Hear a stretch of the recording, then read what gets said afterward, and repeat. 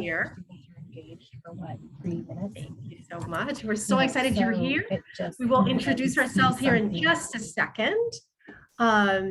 Welcome to the Designing for Inclusive Literacy Learning Series for this academic year. This is our first one. You're our zero period for you secondary folks, if you remember that. But we're super excited on the topic, on the content, and we're trying out this piece where we're doing a webinar, but Zoom conference style.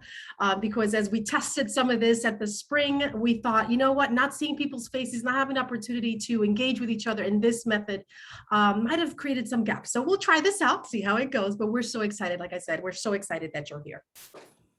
So the first session that you're going to be here with us today is around this idea of right. Then I like Lisa, you got muted. We lost you. There you go. subtle. I think my family would love this button. But anyway, okay. So this first session that we're together, thank you, Sharon. Everybody should give a shout out if I sound too quiet. All right, this first session is around mindset. And you'll notice, friends, that what we did together as a CAST team, as a Cecil team, specifically in California, as we brainstormed ideas as to what are the topics, right? If you're thinking about the 30,000 view, 15,000 view, we're hovering over the 15,000 view, friends, and we're targeting literacy around these buckets in front of you. So we thought about what is the one thing, if we could spend some time on that zero periods, right, time together, that could definitely be the framework for everything else we thought about mindset. But coming up every second Monday of the month for the next 8 months or so, we'll be talking about goal setting, barriers, options, expert learning, self-reflection, literacy across the curriculum, meaning making, writing, all in service of designing for inclusive literacy. So just know that that's like your overarching how we're going to spend this time together.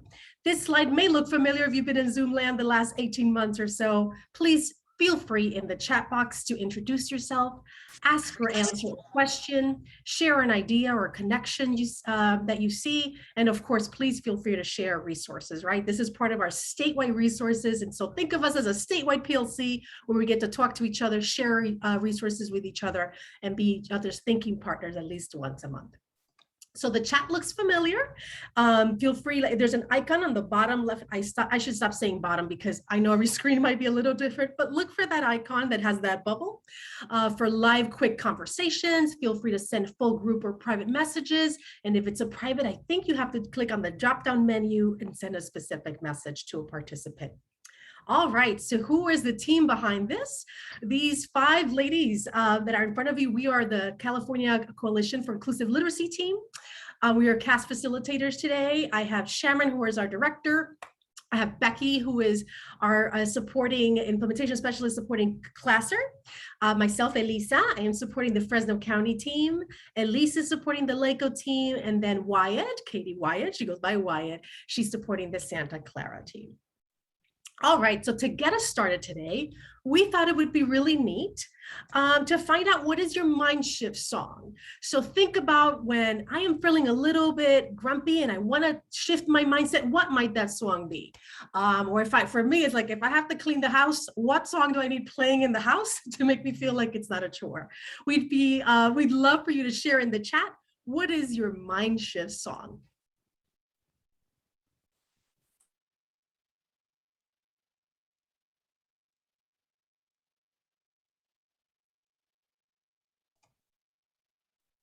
All right, we are the champions. Yes, American Girl, Tom Petty. Thank you, Maggie. Any type of worship music. Thank you, Annie. Elise hit the road, Jack. Good to know, Elise. Good to know, friend. Uptown Funk, Aventura, Jennifer Leaving Top Hits. Yes, yes. Living La Vida Loca the other day got me dancing off my chair. It was good. All right, Top Hits. All right. What else? Something from the 80s. Yes, Superstition, Shamron. Thank you. Put on some classic house. All right, Lauda. All right, give thanks. Thank you, Kim. Pharrell, yes, happy. That one's never going to get old for sure. Way less sad. Thank you. My 4-year-old Adelina, every night we have to sing If You're Happy and You Know It, which is a reminder from Mama. And she likes to go, happy and you know it, say hooray. She wants all hands on deck, even if I'm exhausted, but yeah. All right. Well, thank you so much for sharing, friends. I'm sure as if you were classroom teachers, you know, music played such a role. And of course, as grown-ups, of course, this continues to play a role. All right, Elise, I'll pass the baton to you. Thanks, Elisa. Do you mind advancing the screen? Okay. Whoops. Back one to the agenda. Okay, so let's talk about what we're going to do today. First of all, I'm glad you're all here on this Monday afternoon to talk about mindset.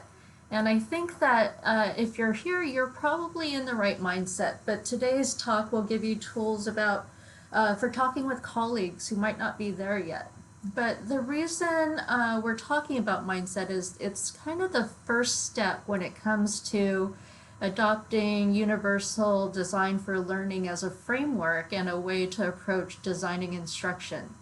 So today's goal, participants will be able to examine the role of mindset in designing for inclusive literacy by one, examining the why of mindset. So what's the rationale behind talking about mindset and why do we need to be in the right frame of mind before we can really start taking steps toward UDL.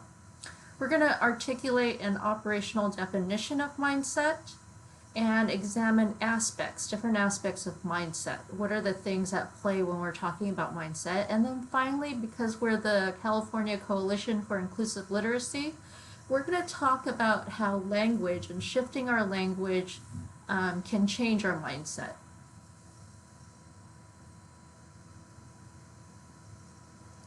So today we've already started posting links in the chat to support your learning. There is a home base doc, and that's kind of exactly what it says. It's the home base for all links, all resources for today's 1-hour workshop.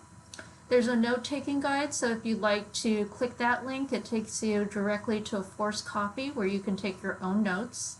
And then today you'll have the opportunity to participate in some discussion boards, and we're a group of about 40, so we've divided you, or we're asking you to divide by your birthday. So when we share those links for the discussion boards, for example, if you're born in May, you would go to the April through June discussion board. If you were born in November, you'd go to the October through December and so forth. Okay, next slide. We like to use this triple track agenda because as adult learners and also instructional leaders, you're probably juggling a lot of hats. So we ask that as you learn today that you think about the strategies to support your own learning here in the Zoom. But a lot of you are instructional leaders, so at the same time we'd like you to think about applications for these strategies with adult learners, adult groups, and tips for sharing them with others. So we hope that the learning doesn't stop with you, but that you are able to use this in the future because it is recorded and it will be freely available, but that you share it and you spread the word. And then finally, these are our final and ultimate audience, are students. How will we implement these strategies and what are the applications for these strategies in classrooms with students?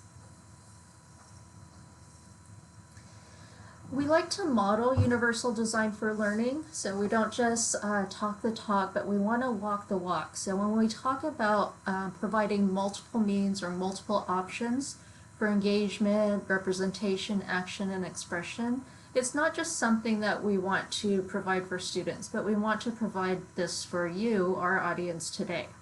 So please feel free to self-regulate, sit or stand anywhere you like. Your camera can be on or off. We understand some of you may have just ended your school day, and I was always hungry at 3 p.m.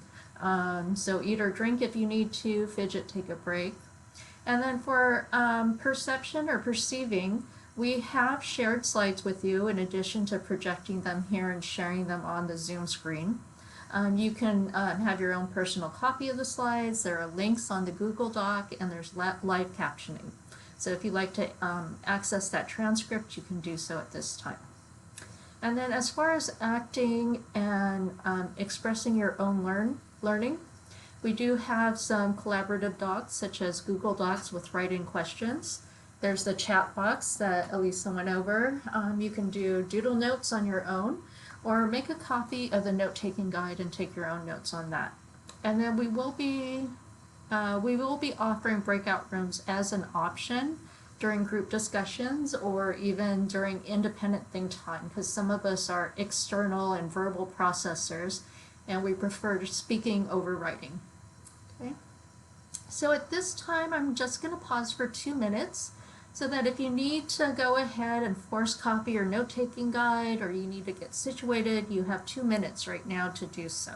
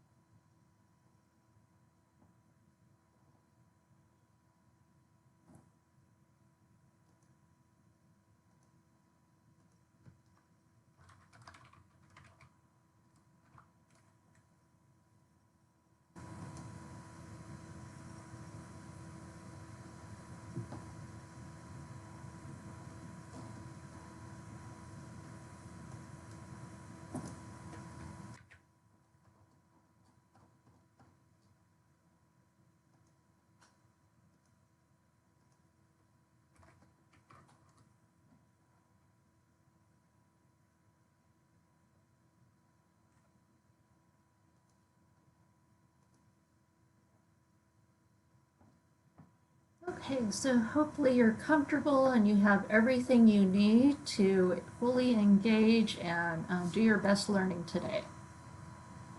Let's go ahead and go to the next slide so we can get into the content of today.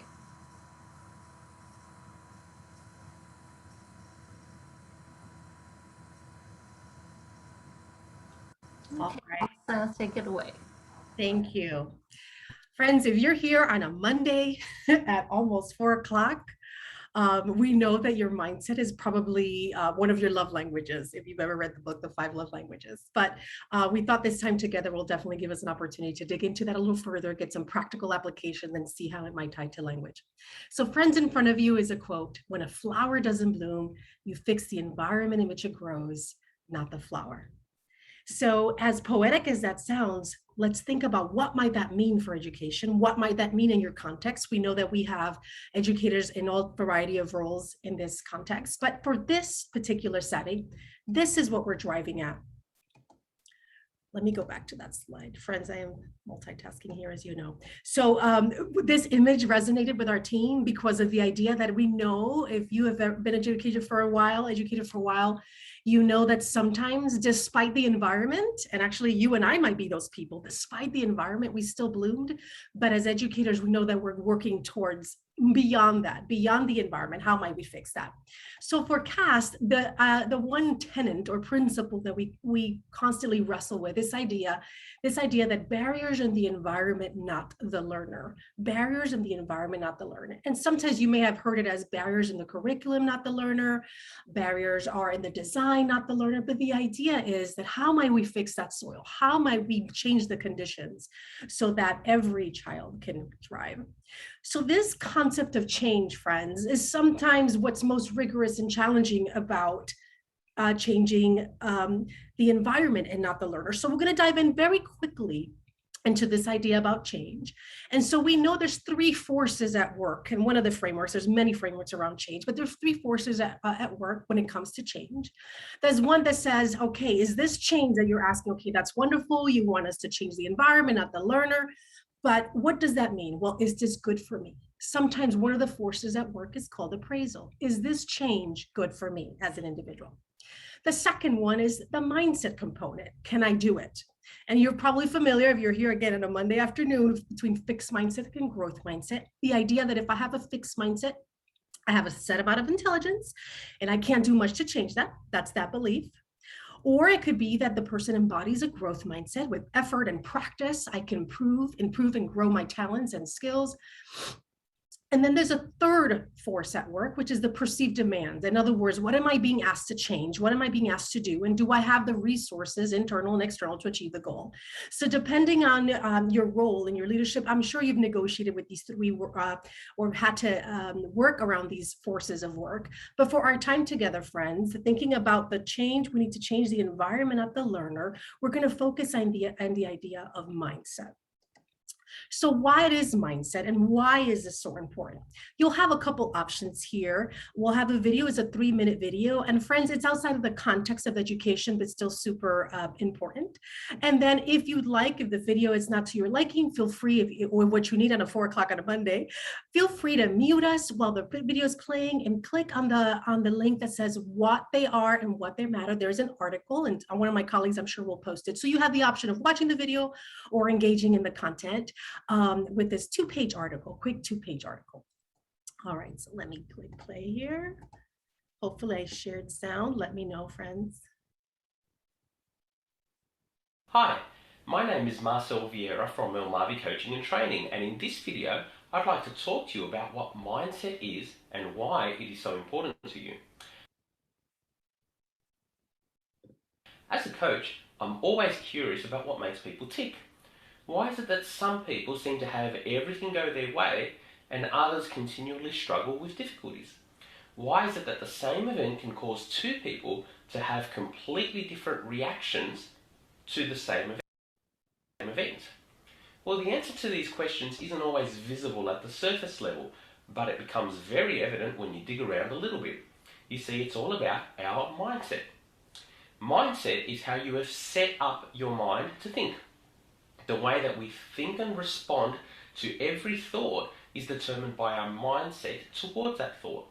This means that for everything that happens to us, our mind searches for how we have been set up to think and respond, and we behave accordingly.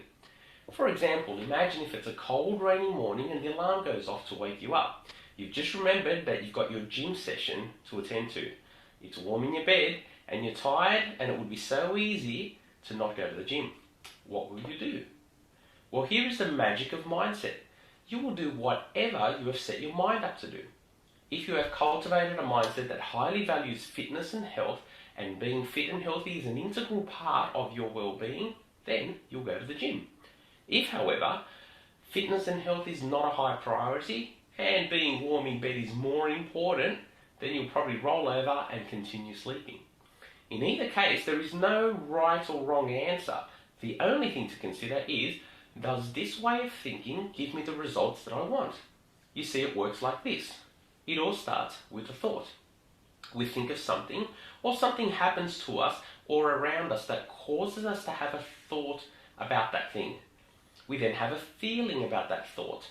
As humans, the way we feel about something typically determines how we behave, so our feelings will trigger a behavior. Any behavior we have will have some sort of consequence, but repeated behaviors will have long-term consequences. Those consequences determine the results that we currently get in any aspect of our life. It doesn't matter whether we're talking about results in our business or our career or even our relationships or even with life itself. Importantly, the only question you need to ask yourself is, do I like the results that I'm currently getting? If the answer is yes, then keep doing what you are doing. In fact, enhance your mindset around those areas and work on them to make it even better. If, however, the answer is no, then to get a different result, you need to change your mindset. All right, I'm going to pause this there. Make sure I'm not muted. So we talked about the fact that we presented the fact that mindset influences everything. Here's one definition outside of the context of education that talks about the why is important. But what is it? So what might it mean? Here's another interpretation or representation or definition of mindset. So what is mindset? It's a shortcut for thinking. a frame for attention, interpreting, speaking, and acting in the world.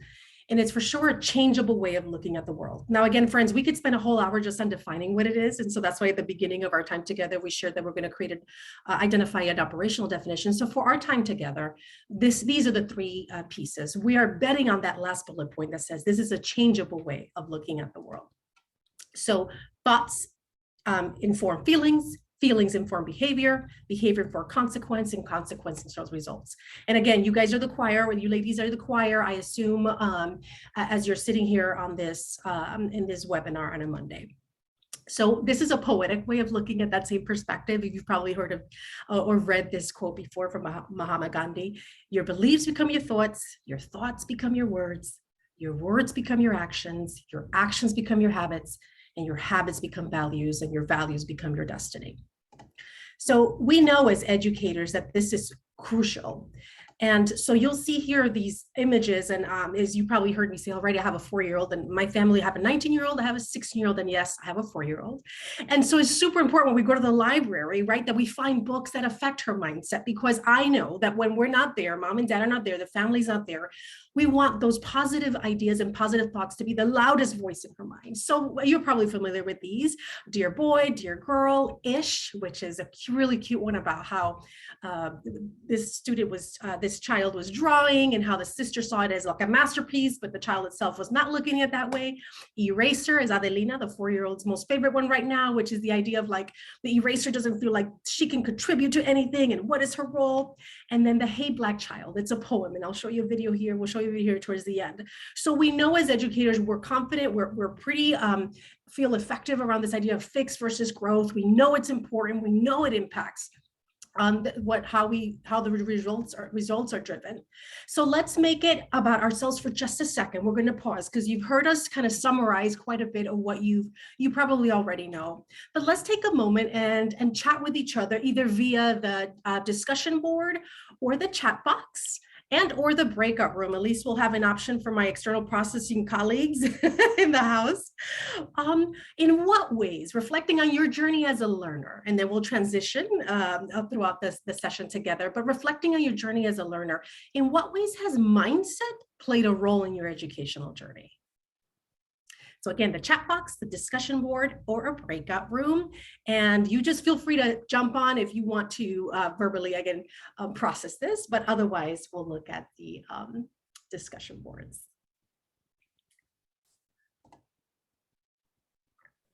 For those of you that want to join a breakout room, you'll need to scroll all the way down to the bottom, and you'll have an option of room 1 or room 2 if you are looking for that option for your learning today.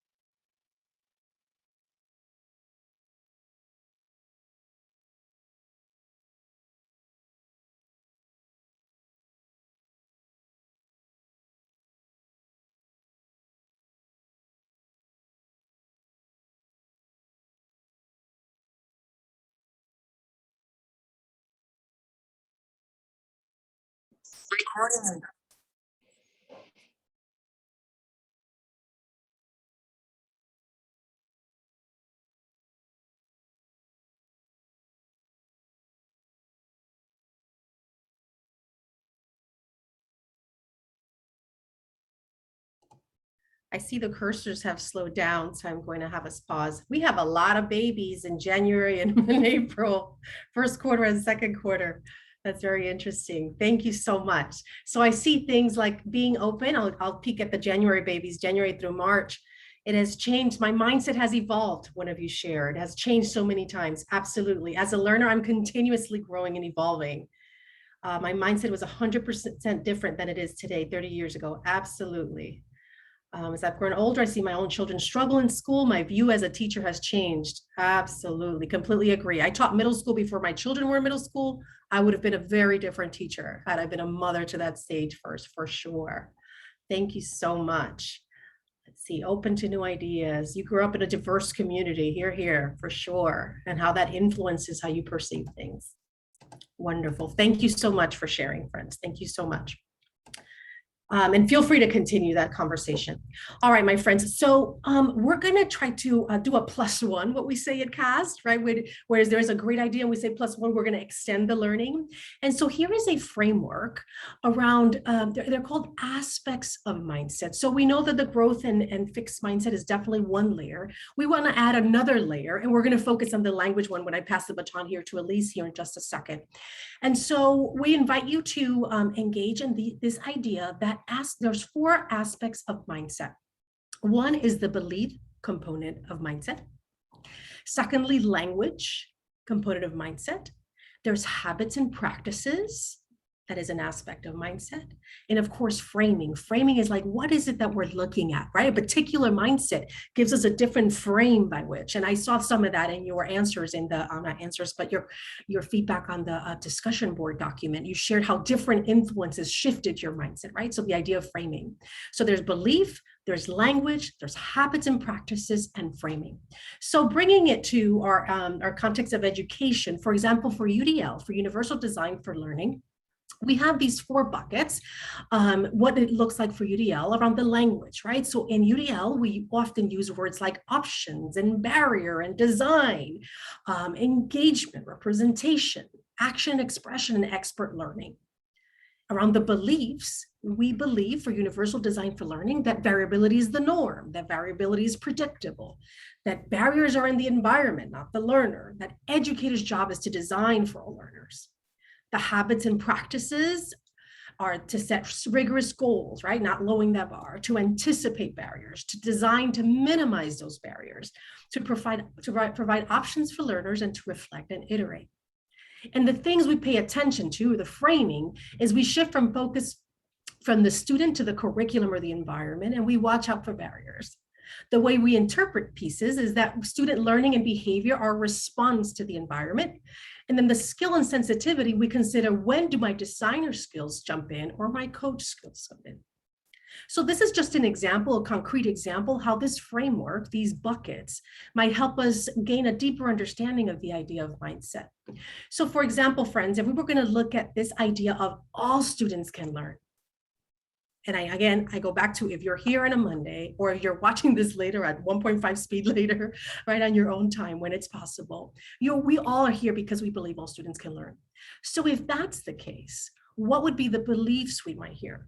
What would be the language? What might be some of those habits and practices?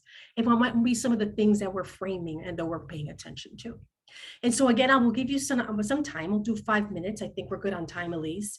So let's just brainstorm on that. And again, thank you, Becky, for putting those in the chat. What might be those beliefs that support this mindset of all students can learn? What might be some of the language? What might be some of the habits and practices, and some of the framing? And again, we'll have the opportunity for our external processors to pick a breakout room if that would be most beneficial. And I'll start the clock.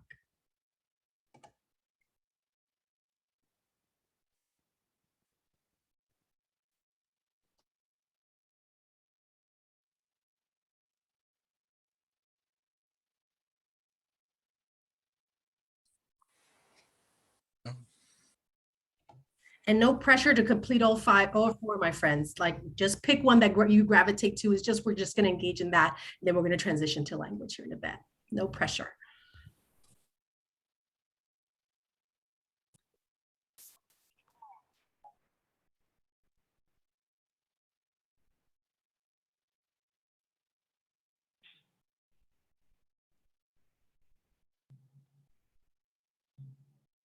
I think we missed what we're doing because we were still in our breakout room.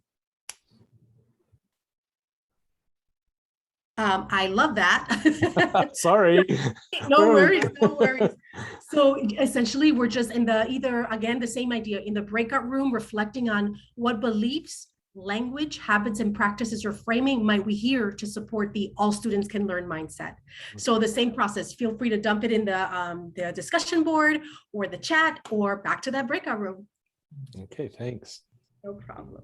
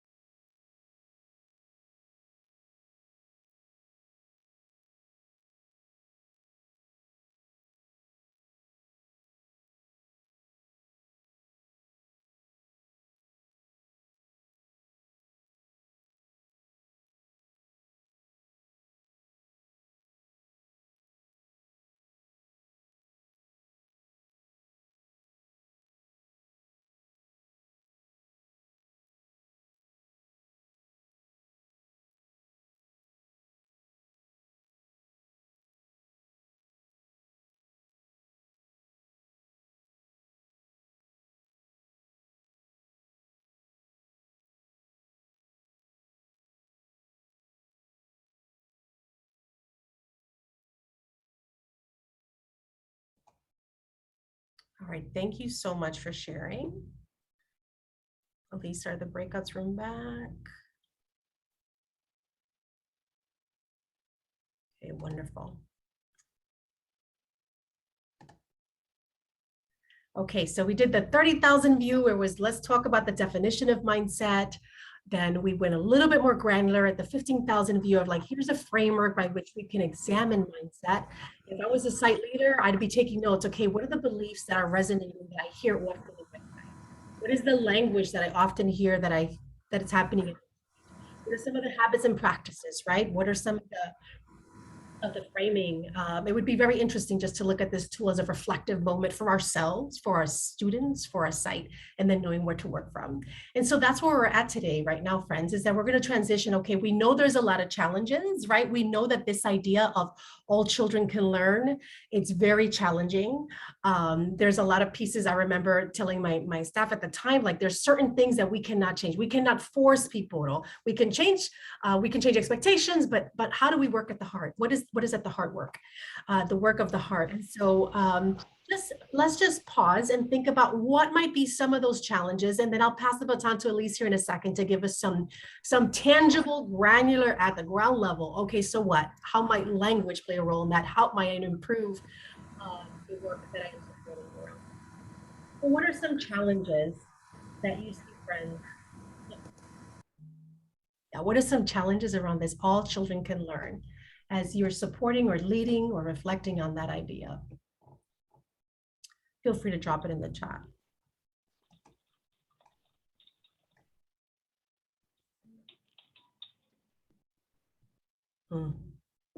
Previous mental models are hard to break for sure. Yes. Doesn't mean all for some of our staff or community. Thank you, Jeremy. Thank you, Kim. Preconceived notions, absolutely, Annie. It is not how school was when I was in school. Yep, not how we were taught, right? I didn't know I was good in math till I got to college. That's my own personal experience, right? Yeah, not understanding learner variability for sure. Wyatt, deficit mindset. Wonderful. Yeah, those challenges are real. Or sometimes even as adult learners, we feel like, well, that's not what I'm going to have to do in college. That's what I was here as a high school person. They would say, well, in college, they're not going to have a professor that offers them many options. We have to get them ready for that, right? Ableism. Thank you, Emily. Yeah, not taking time to listen. All right, thank you so much for sharing. All right, Elise, so give us some hope here. What is some component that we tackle, right? So we don't walk away discouraged. Thanks, Elisa. So the quote Elisa shared with you earlier, where it talked about how your beliefs become your thoughts become your words. I've heard another version of that. It's pay attention to your beliefs, for they become your thoughts. Pay attention to your thoughts, for they become your words. Pay attention to your words, for they become your actions. So right now we're going to pay attention to our words. So we're going to now focus in on language, because we're talking about and we're working toward inclusive literacy in the classrooms. So why don't we start by taking a look at how our language or how our words become our actions. When we talk about inclusive literacy, we're talking about including lots of different types of learners who are variable and come to the classroom with different abilities. But we might encounter in our colleagues, or maybe in the past, I saw how people wrote that they're not the same teacher they were 30 years ago. You're also not the same teacher when you're frustrated, right? So you may have made some of these statements before. You may have heard a colleague make these statements. So what are some of the things that we've heard said that pose barriers to inclusive literacy? One might be, I teach math, not English language arts, right? So that might be a teacher who doesn't see supporting language as his or her responsibility. Let's look at another one. A student who receives special education services can't qualify for the GATE program. Another one. He just can't do the work, right? Maybe you've heard something like that or similar to that. And then finally, Jackie does not have anyone at home to support him with reading or homework. So maybe you've heard statements like this. Does anybody have any others that they've heard, or Maybe they're tired of hearing. I taught special ed, so I've heard them all, right? I have 150 students all day long. I can't think about just 10. So are there any others that you'd like to share out loud or in the chat? What are some other fixed statements that you've heard? I I know we will hear at times, they should already know how to do that. Exactly, yes. Didn't your teacher last year teach you this?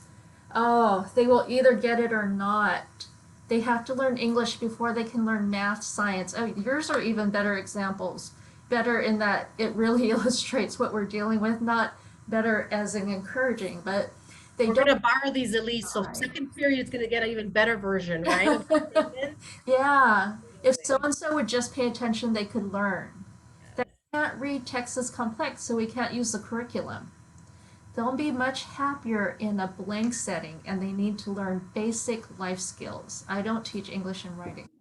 So you've heard it too. And what I'd like to challenge you to do is think about how you might respond, other than, yes, they do. So I teach math, not English language arts. Yes, you do. A student who receives special ed services can't qualify for the GATE program. Yes, they can. But besides countering that with that statement, what could you say? I'm looking, the chat is still going. I'm not a reading specialist. They don't turn in their work, so why should I go the extra mile? If their parents would be more supportive, they would do better.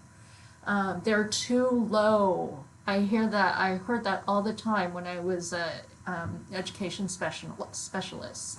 So we talked a little bit about fixed and growth mindset, and if you've heard Carol Dweck's speech or TED Talk, The Power of Yet, she talks about how just adding that one word yet can change mindset.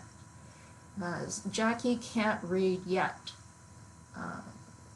Elizabeth is not a good student yet. Okay, so let's take another look at how we can shift language in order to shift mindset. So shifting language. When we can restate the barrier as being in the curriculum and not the learner, or the conditions of learning, or in the design, or in the instruction, then we can start shifting our mindset. So let's take a look at this first example. This group of students can't read. So if you look at the statement, it states the barrier as being in the student. There's a website called Solve a Teaching Problem, and if you go to that website, every problem is stated as a student. So if we as teachers view all our problems as, or the origin of all our problems as students, that in itself is a barrier. So instead of saying this group of students can't read, we might say the text complexity could be a barrier to learning the content. And what are some alternatives to that? Text-to-speech, immersive reader, reading aloud, watching a video, doing a lab or demonstration or modeling. There's so many alternatives to reading. And we know students need help with reading, and we're going to continue to teach them how to read. But what do we do in the meantime? Do we just say, well, they're just not going to be able to learn science history or anything else until they learn to read? No, we need to continue to develop them in their areas. And one of the most recent kind of arguments in reading research is how important background knowledge is. And background knowledge is built in history class, in science class, in math class. And if we can build that, we can build comprehension in reading. Let's look at a second example. Okay, instead of saying these students can't write, what could we say? How about writing as the only way to show understanding could present a barrier. So when we talk in one of our future webinars about articulating goals, we're going to talk about separating means from goals. So if you're only providing one means rather than multiple means, that in itself is a barrier. If students only have one way to act or express what they know, you're not really setting them up for success. Okay, so let's go to the next slide. Let's look at some other. The other piece before we transition, Elise, friends, think about your colleagues. And if I'm only staying in that space of this group of students can't read, as a facilitator of learning, I feel deflated. Like, I don't know, where do I start? But give a group of teachers, hey, this child is wrestling with, or the text complexity, I should say, the text complexity could be a barrier. Imagine how empowering it could be for a teacher or a facilitator of learning, right? To be able to find other ways. But if I stay focused on the student, that is draining my energy. But if I look at text complexity, right, or math vocabulary, if I look at the content itself, then it feels more empowering. So just a little nugget about how it can change our own mindset, just shifting that. Mm-hmm. Thanks, Elisa.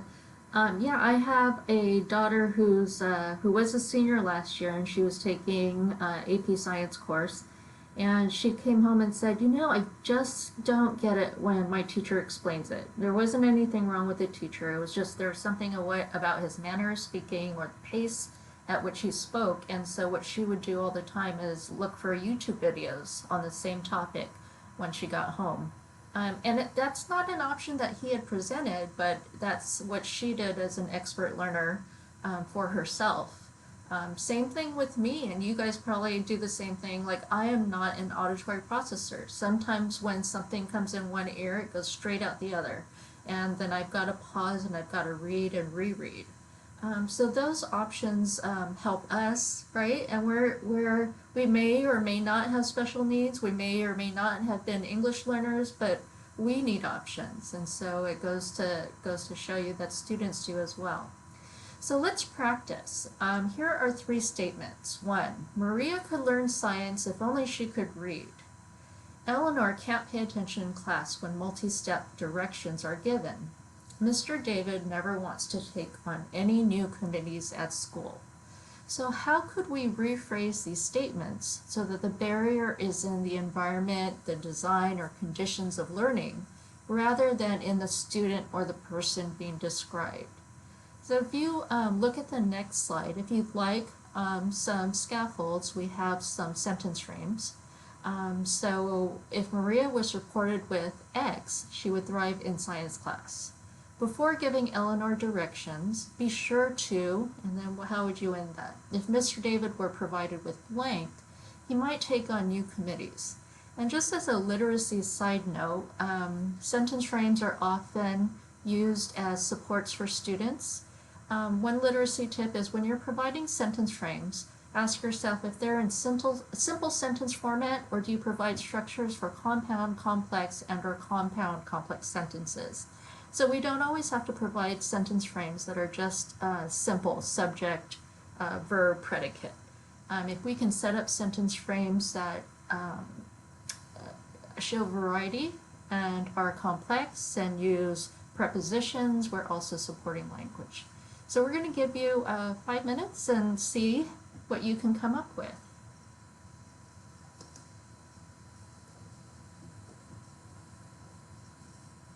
So just to clarify for our participants, Elise, we've got another space on the shared document for folks to put their contributions. And then we are also going to open up another breakout room for our external processing friends that like to talk about it. Okay, breakout rooms are open if you'd like to talk about them instead.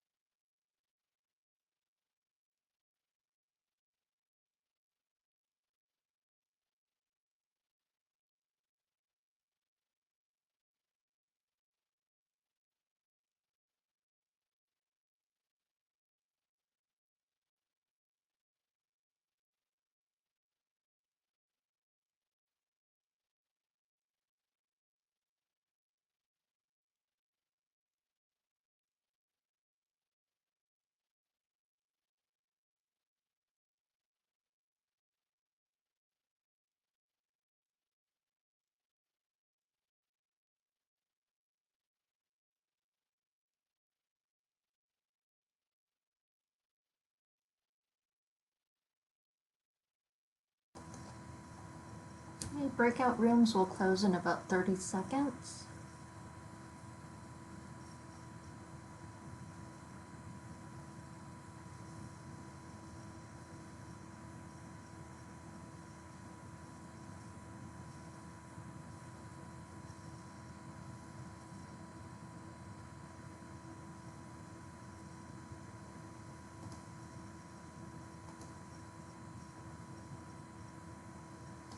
Okay, so everyone should be back. I love all these ideas in the chat, in the shared doc.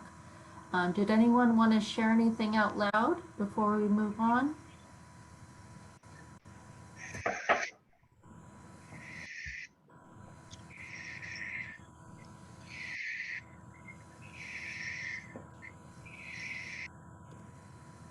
Okay, so if Maria was supported with maybe access to her home language, translation glossaries, access to her cell phone with Google Translate, she might thrive in science class. Before giving Eleanor directions, be sure to gain her attention. Or even after giving her directions, be sure to have them restate them in her own words. This is something I need.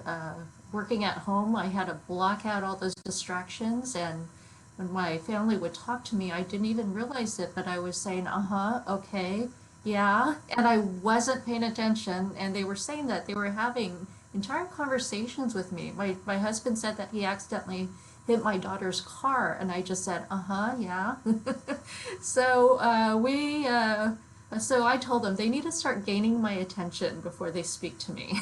So if Mr. David were provided with the rationale or relevancy to his discipline, he might take on new committees. My colleague Katie Wyatt used the word andragogy today, the study of adult learning. And after she left, all my colleagues said, "What word was that?" We know that adult learners need other things. And someone said, "Did she say androgyny?" But it's kind of like one of those words like pedagogy or eulogy. It's really hard to say, and so you kind of get anxious when you have to say it. But we know, like Mr. David, sometimes we're not as compassionate toward our colleagues, but we have to think about what do they need in order to take on new committees. Maybe he needs flexibility in his schedule. Maybe he needs to be able to pick up a child and come back. So the accommodations we give to students and the supports we give to students are definitely relevant to adults. And Wyatt already posted that link. They really like that link, Wyatt. Okay, so I believe I'm going to hand it over to Elisa to wrap up. Yeah, thank you so much, Elise. Thank you for the practical, how can my language influence mindset, right? We walk away feeling empowered. All right, friends, to help you feel inspired, right? We want to maybe most of the time end with voices of children, right? If not all the time. So I will play for you this little baby girl who is reading, not really Maya Angelou, this YouTuber, gave the wrong credit, but this poem called Hey Black Child. And my Adelina goes, hey Adelina, she's made it herself. But just think about the power of mindset in the context of this child. And then we will share a couple resources and give you a little homework if you want to, and ways to +1 this, right? Or extend your learning around this. But here is Hey Black Child. Hey Black Child by County Color. Hey Black Child, do you know who you are? Who you really are? Do you know you can be what you want to be if you try to be what you can be? Hey Black Child, do you know where you're going? Where you're really going? Do you know you can learn what you want to learn if you try to learn what you can learn? Hey Black Child, do you know you are strong? I mean really strong? Do you know you can do what you want to do if you try to do what you can do? Hey Black Child, be what what you can be, learn what you must learn, do what you can do, and tomorrow your nation will be what you want it to be. Yeah, bravo, right? Zoom fingers on that. Yeah, so put your name on there as grown-ups. I don't care. Hey, Elisa. Hey, Aurora. Hey, Addie. Hey, Dee, right? We know that that's what we're going after. We know that we want these babies to grow up and continue to be these lifelong learners, these humans that continue to evolve, because at the end, we know that's what matters, right? And their gut, their mind, their mindset that they think they can be anything they can want to be, right? As we continue to move the systems around to offer the opportunity to do so. Okay, my friends, so options for next steps. As your CECL team, right, your California Coalition for Inclusive Literacy team via CAST, every month, friends, as we shared at the beginning, we'll have a theme. So this month's theme is mindset. And so at the statewide level, we've created and we're playing with these 4 ways to engage around the theme. And like I said, September's theme is mindset. This, I'm sure that the girls are going to pop in the link to this. It's a newsletter format. And every month it will look very similar, just again, shifting on the content. Next month it will be, I think it's options, if I remember correctly. But anyway, so feel free to engage. We have one of the ways is we have, of course, the webinar, and then we have this Got a Minute series. So we know that time is of the essence, right? And the time is teacher's kryptonite. So if they only have 10 minutes, they can access this learning in 10 minutes and 20 minutes and 45. So it's pretty self-directed. We've also highlighted some learning from our platform called Learning Design that CAST, I think about it as a repository for resources. So we picked one resource around mindset for you to feel free to engage in. And so just look out for these. We're distributing it through different mechanisms, right? Through different lists. But again, it's for you to feel free to share either as a facilitator of your own like PLC or as a site leader. There's a Google slide deck. I'm confused between PowerPoint and slide deck. You get into slide deck. There's an electronic version that is based on a web platform. Lots of different ways of accessing that content. But we don't want to leave you without getting your feedback, right? We want to continue to inform what you need based on what your thoughts are. So our next session is session 2. It's on goal setting. If you haven't registered already, feel free to register.